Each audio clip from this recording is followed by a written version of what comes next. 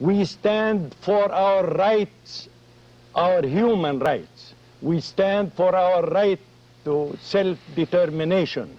There is no power in the world that would deprive us of this right, except the aggression of Israel and the suppression of Israel.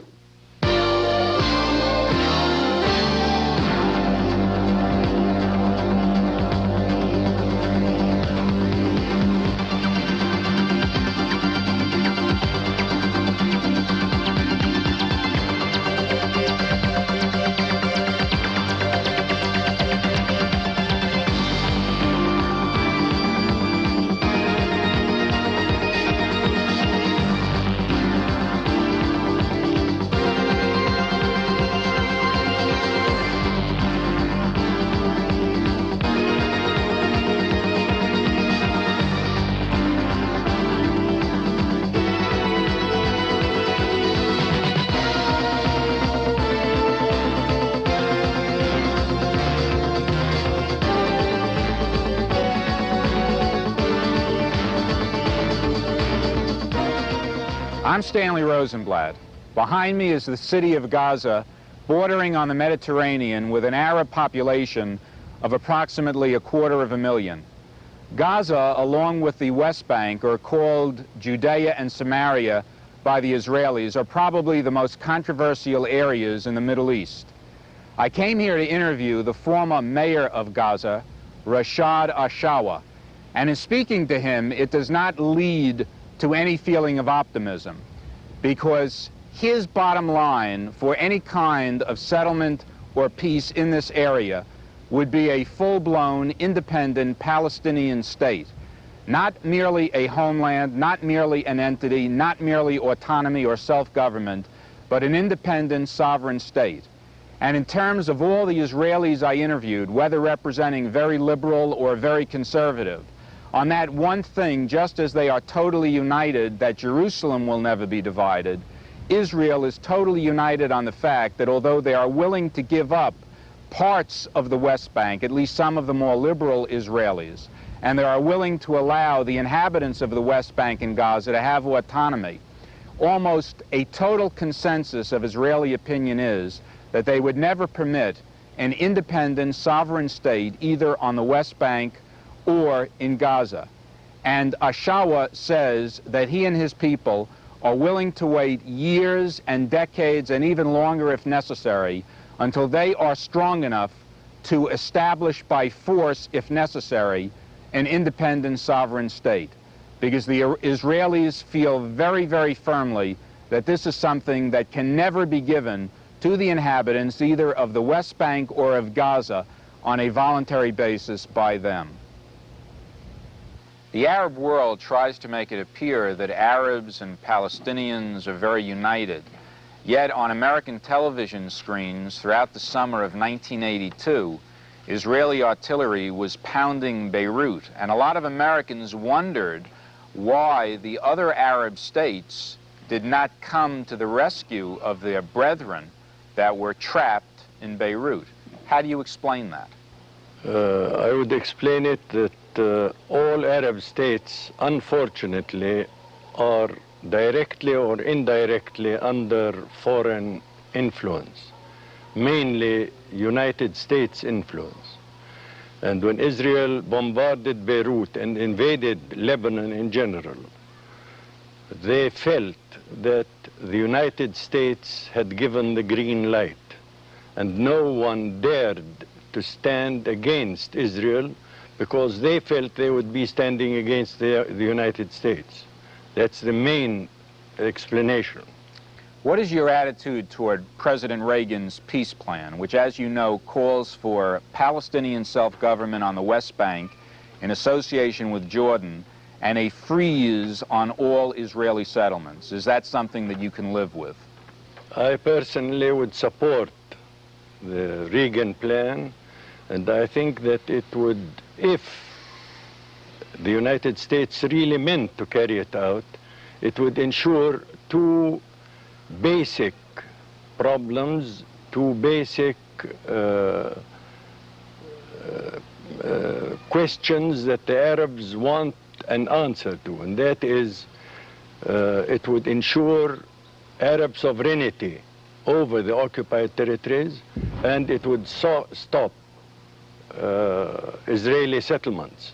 These two problems are the main threat to the Palestinians in general and to those living in the occupied territories. We are doing this interview in the garden of your home in the Gaza Strip, and you were mayor of Gaza for a good number of years, as has been your father and your grandfather.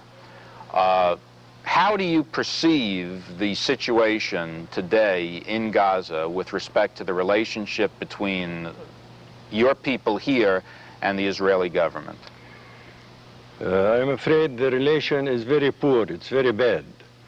We feel, everybody in the area feels, that Israel is formulating laws and issuing orders to suppress the people and put more and more pressure on them to force as many as possible to leave this strip and leave the area with the minimum number of inhabitants so that Israel would be able to annex it at a future date with a minimum number of Arabs to bother Israel in the future. How many Arabs are presently in the Gaza Strip? Gaza Strip is the most densely populated spot on earth. We have 500,000 inhabitants living on 360 square kilometers, meaning about 1,400 inhabitants living per square kilometer. We know Holland, for instance, in Europe is the most densely populated spot. Holland, being the most densely populated spot in Europe, has 400 inhabitants per square kilometer, while in Gaza we have 1,400 inhabitants per square kilometer, and this doesn't seem enough to convince Israel that it is not justified in seizing land in Gaza Strip and building new Israeli settlements and towns in Gaza Strip while so crowded, and bringing in new Israelis to live in Gaza Strip over the 500,000 that already live here. You talk about human rights, you talk about self-determination, but really those are simply code words for an independent sovereign state. Surely you must understand that no Israeli government, no Israeli political leader is going to agree to an independent sovereign state on the West Bank. There is almost 100% consensus between the various political parties in Israel on that point. So they have very little incentive to offer you concessions if an independent state is the only thing you're going to accept. Will you accept anything less than an independent sovereign state?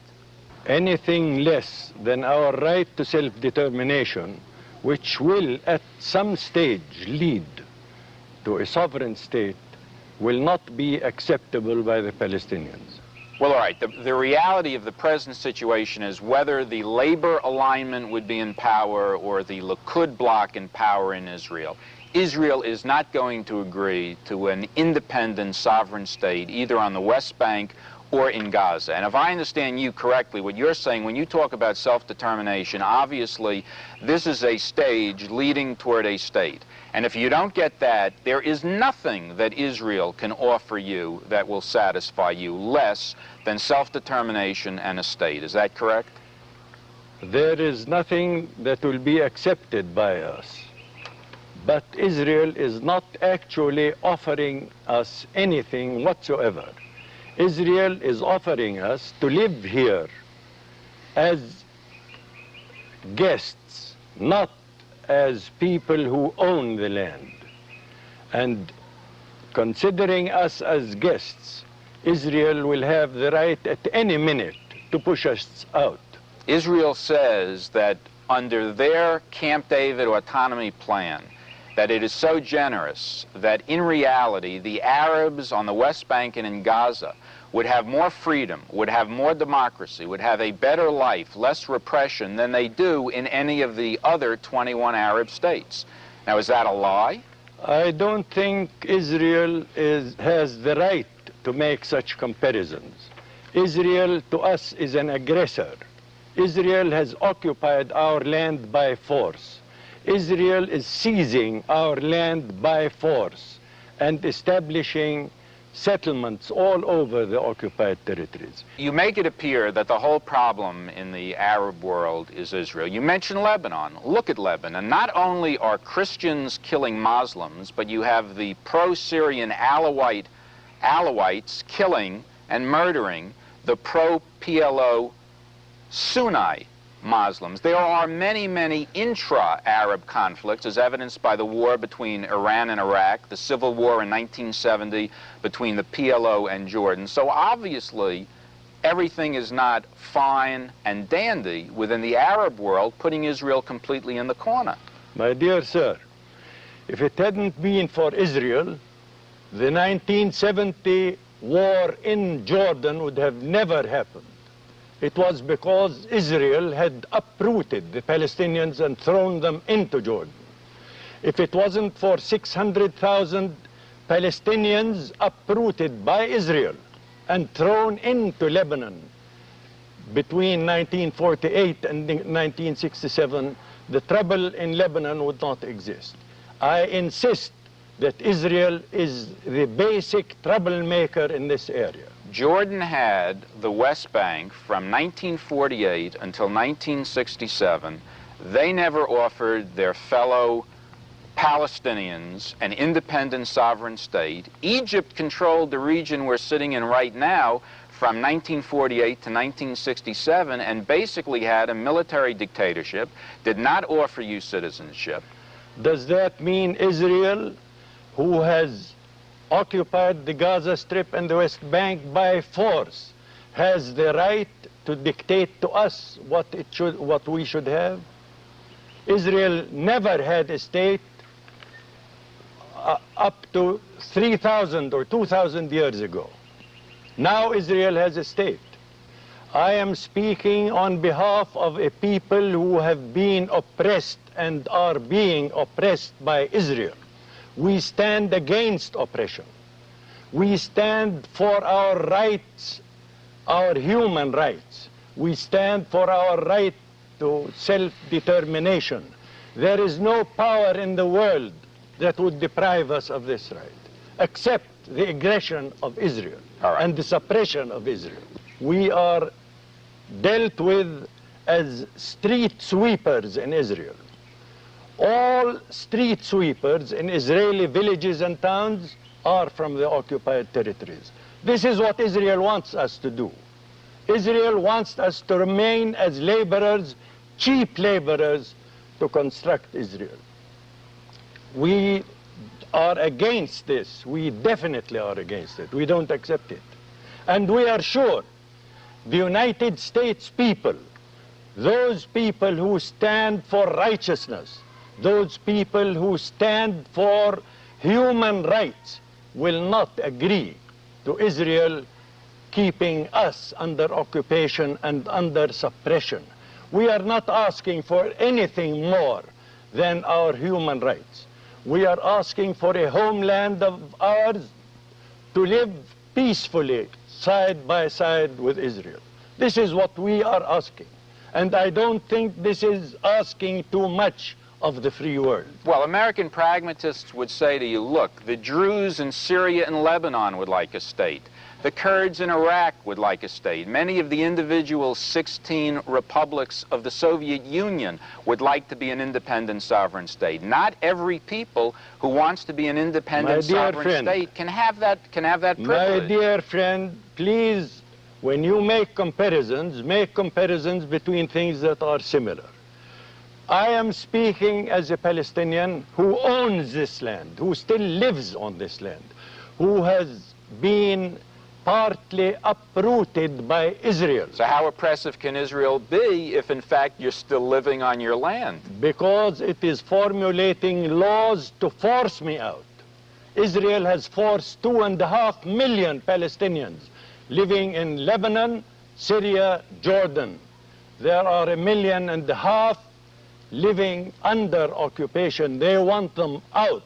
Because if these 1.5 million Arabs living in Palestine or in Israel, if they remain in Israel, their remaining in Israel will defeat the main end of Israel. Israel wants a Jewish state. When Israel has 1.5 million Arabs living in a state of 5 million, we are a very big minority, which in the course of the coming 10, 20 years will be equal to the number of Jews. Israel will defeat its own aim in having a Jewish state. That is why it has only one alternative, either to accept giving the Palestinians their right to a state and establishing a state to live side by side with Israel, or to get rid of the 1.5 million Palestinians living under Israeli rule so as to consolidate a purely Jewish Israel. You say to make similar comparisons. I'll try to do that. The reality is that for 400 years, when the Ottoman Empire ruled this region, Palestine was administered as a province of southern Syria. Has there ever been an independent sovereign state called Palestine? Has Israel ever had a state since it had a state 2,000 years ago? All right. Why should you tell me we didn't have a state? Israel didn't have a state either. All right. So Israel now has a state. Why shouldn't we have a state of our own? The Zionist answer to that would be that for the 2,000 years that the Jewish people did not have a state, they were not terrorists, they were not engaging in terror, but they made the best of it, whether it was in Germany or New York or Chicago or in Belgium. The Jews made a life for themselves, and every Shabbos, every Yom Kippur, they may have said from the prayer book, next year in Jerusalem, but they still made the best possible life for themselves wherever they were. So these people would say to you, okay, you have this dream of statehood, maybe 100 years from now, maybe 500 years from now, but in the meantime, reach some kind of realistic, practical accommodation with the state of Israel, which apparently you're unwilling to do, and you have the PLO terrorists, which by killing children and by bombing airplanes have not brought you 1 inch closer to your dream, or have they? What has Israel done in Beirut? It has killed tens of thousands of children, Arab women. Isn't that terror? But it is legal terror with American F-16s and F-15s and F-4. Would you not concede that Israel never would have gone into Lebanon had it not been for the PLO terrorists? The PLO terrorists, who you name terrorists, would have never been in Lebanon if Israel hadn't uprooted these people and thrown 600,000 of them in Lebanon. What do you call the PLO? I call the PLO defending our right to self-determination. You are a supporter of the PLO? The PLO is a supporter of me and a supporter of everybody in the occupied territories, because we stand for our human rights. Well, we stand for our right to self-determination, and the PLO is trying its best to do something towards this goal. Well, they're obviously not representing everyone, because I interviewed Mustafa Dudin, who's the head of the Village Leagues. He is anti-PLO, he's anti-terror, he recognizes Israel's right to exist, he's ready to sit down. He wants a state as you want a state. He wants self-determination as you want self-determination. But from the American perspective, he would seem to be infinitely more realistic than you, is he's willing to have some kind of interim arrangement, whether it be for 5 years or for 50 years, recognizing we are willing to have an interim arrangement, provided the ultimate aim, the ultimate result will be clear. It doesn't matter if it's 2 years or 5 years or 10 years, but we want our independence. We want to be our own masters. Don't you understand that we refuse to be the slaves of Israel? We are living as slaves. Well, Israel flat out denies that. The only thing they say... It doesn't matter what Israel says. It's what I am experiencing in my day-to-day life. I just drove through Gaza. I saw no soldiers oppressing people. People are walking around. Shops are open. You have this magnificent home. I don't see any troops out in the streets. I mean, you make it sound as though on a minute-to-minute, day-by-day basis, you're being knocked in the head by an Israeli rifle, and that's not the situation. We are knocked, not directly with a rifle, with the regulations, with the orders, with the taxation that Israel has put on us. We are knocked every day. Every day in our day-to-day life, we are being knocked by the Israelis. We are suffocating. You speak of democracy. The United States being the biggest, the largest, the greatest democracy on earth must implement democracy. Democracy does not mean that the United States comes to us Palestinians and say, you will delegate Mr. X to represent you. It is our absolute right.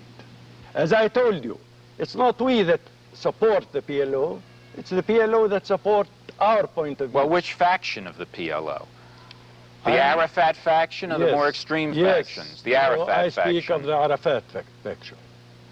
I speak of the Arafat faction, which has the overwhelming support of Palestinians inside the occupied territories and outside the occupied. How can you know that? There's never been a vote. No one's ever elected Arafat to anything. No, they haven't, and there would have never been a means to elect him due to the circumstances that we've been living. I am giving you a suggestion now. Suggest it to the United States government. Let them, if they mean business, let them help carry out a referendum. And if this referendum defeats Arafat, well, it's just too bad. You would go along with it if it defeats Arafat? Of course I would. Of course I would. But would he have opposition? Would there be any Palestinian with the courage to run against Arafat? Or would he be on a one-party ticket? Why not? Why not? Here we are under Israeli protection. Well, the PLO has killed many opponents to their particular narrow philosophy. It doesn't matter. The PLO tried to kill me at a stage. Why? But still. Why? Because they did not know what I stood for.